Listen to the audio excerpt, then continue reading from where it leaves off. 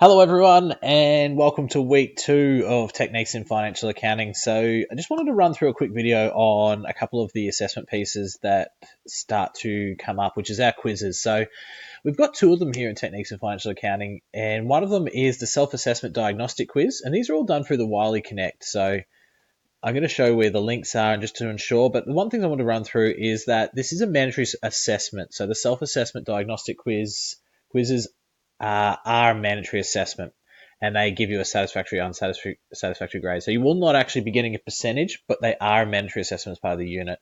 The next one is the assignment one is a portfolio. So we will have a multitude of different tasks that are going to be due in little blocks here. So you can see a block is due on Monday the 15th of July for weeks 1 to 4, then 5 and 6 is due on the 29th, and then 7 to 9 on the 26th of August. So in line with the portfolio, so this can be accessed through the assignments tab. So once you go into the assignments tab, you'll see them all listed here. If you go into the overview, it gives you all the information about the portfolio, and then you can click through to each of the submission points. That'll take you through to the Wiley section. We are having some issues with syncing of the grades at the moment, so they won't come through to gradebook just yet, but we're hoping to have this resolved as soon as possible. And the same thing happens with the self-diagnostic quiz. So if you go into the assignments tab once again, you can then once again here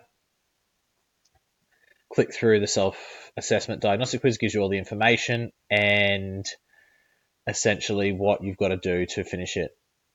And it does have some more information below. So you are allowed multiple attempts, and there is a minimum threshold of 70%. So to give you that satisfactory or unsatisfactory assessment piece for this mandatory assessment. And if you do have any issues with the self-assessment diagnostic quiz, please don't hesitate to get in touch. I encourage you to post on the boards or email me if you're having some technical. All right. Thank you, everyone.